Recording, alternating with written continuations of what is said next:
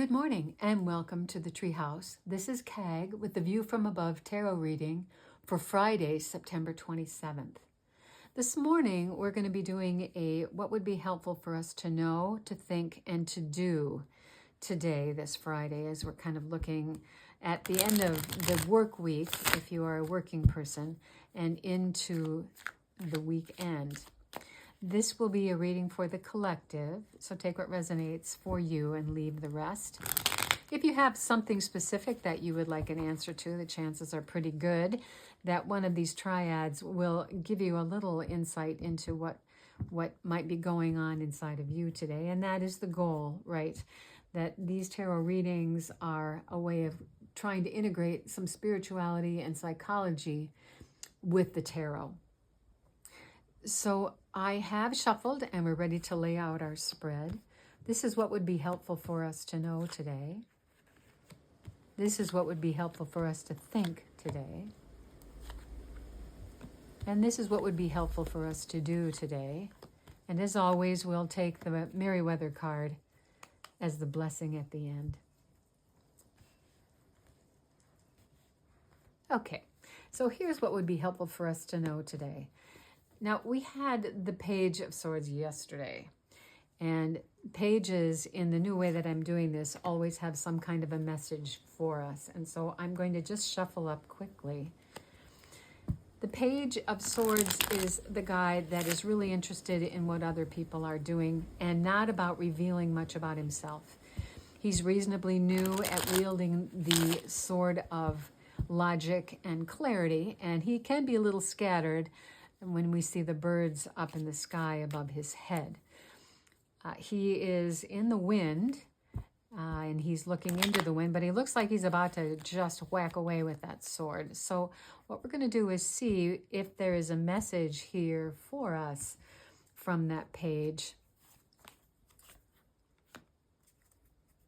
And we will turn that now, and that is another page, the Page of Wands. So 2 pages, that is a lot of energy, enthusiasm, and some interest, will, and determination is coming from the Page of Wands. The pages are the messengers of the king for those suits. So we're getting messages here from the King of Wands and from the King of Swords.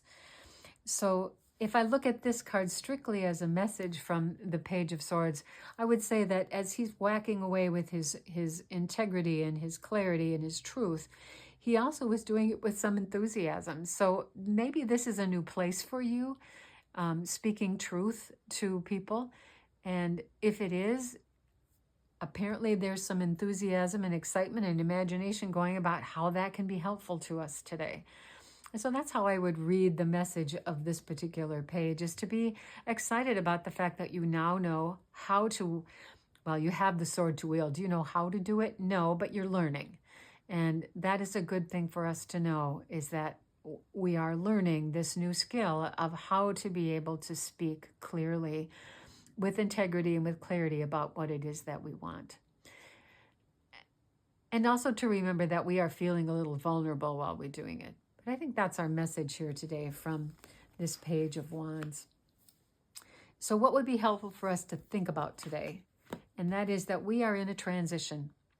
Death is the card of inevitable transition. There's nothing we can do to stop it.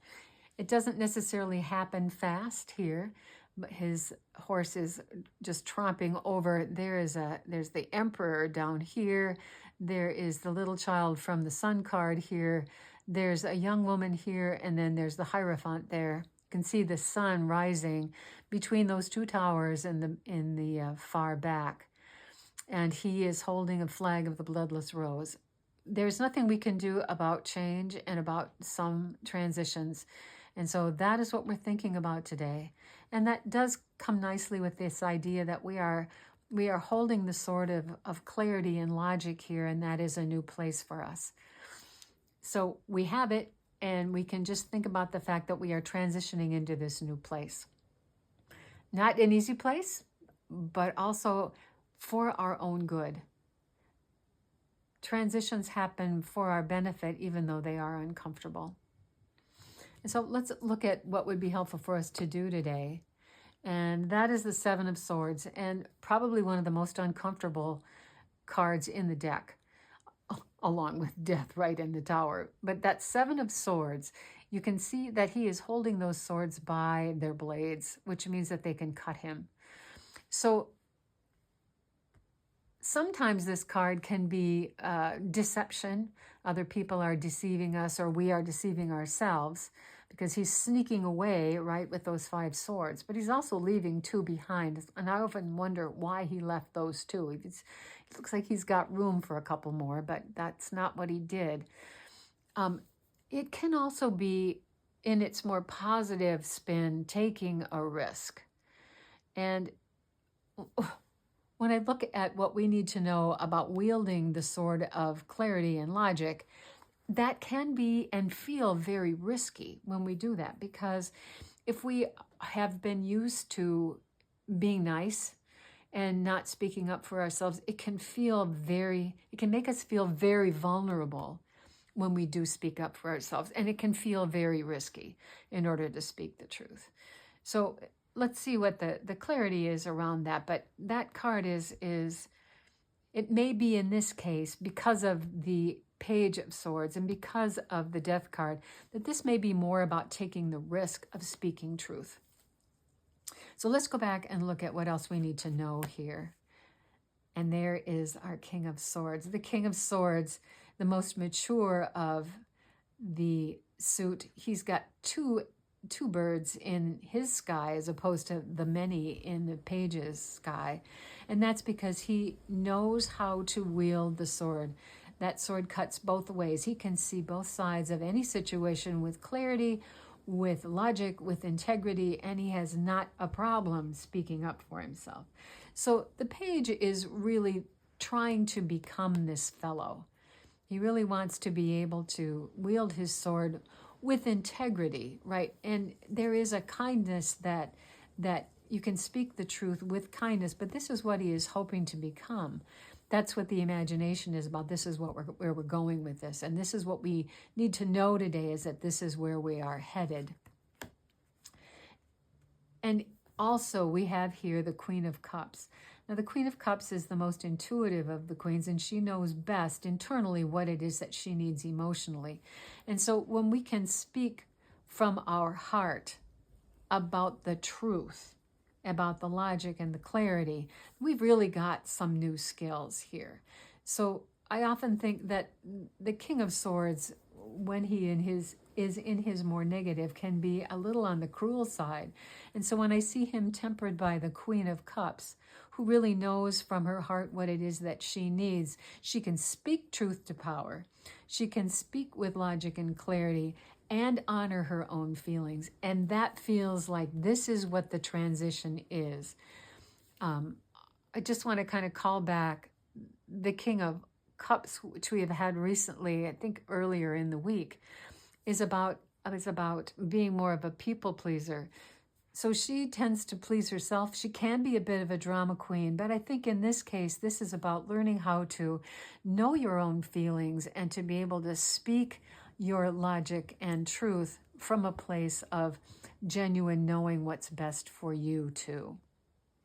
So let's continue with the thinking transition here, where we have both the Two of Cups and the Ten of Pentacles.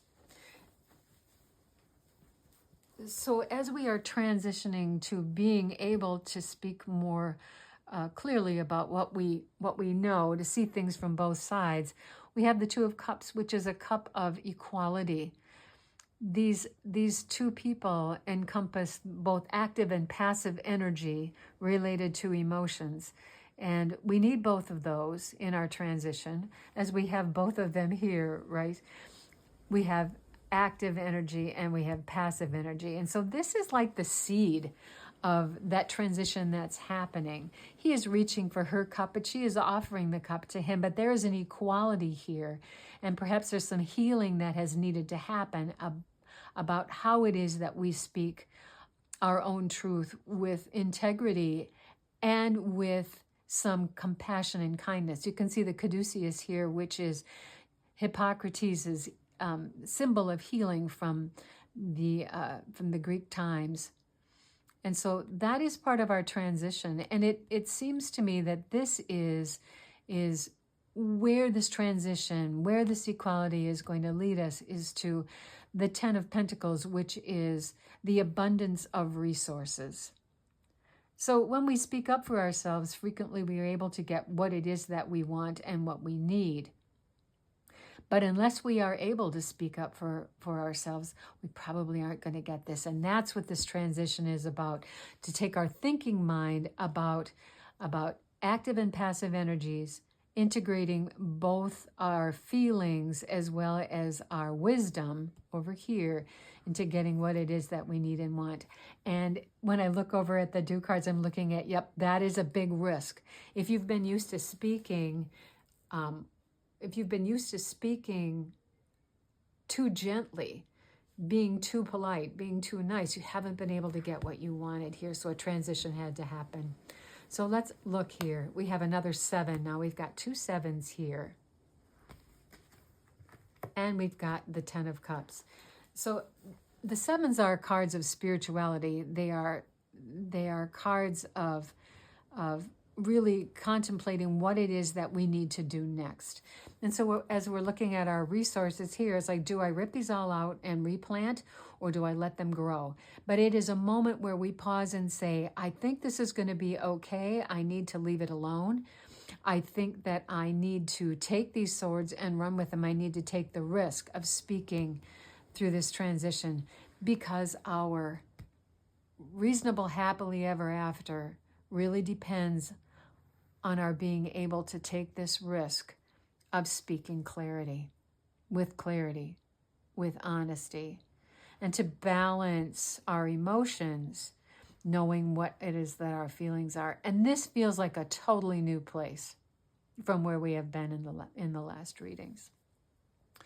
So before I turn Merriweather, let's look at what we have here, which is we have one major arcana, pretty powerful one, the card of death or transition. It's also transformation, right? We become something new when we start to change things. We also have, let's look at our wands. We only have one. And that is harnessing that imagination, the will, and determination to speak the truth. And we have 1, 2, 3 swords.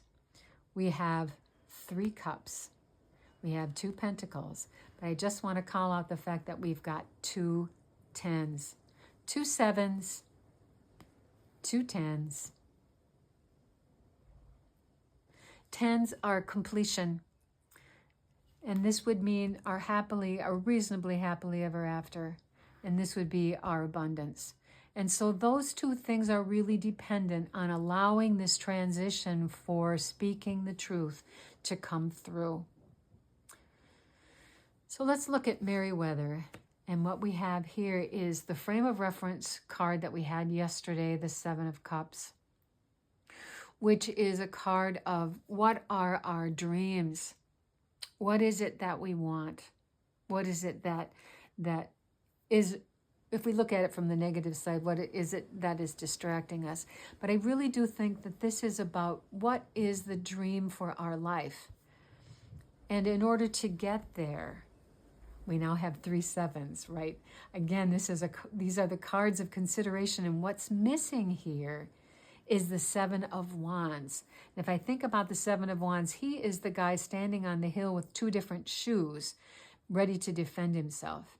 He has been considering what it is that he needs to do. He is okay with being who he is.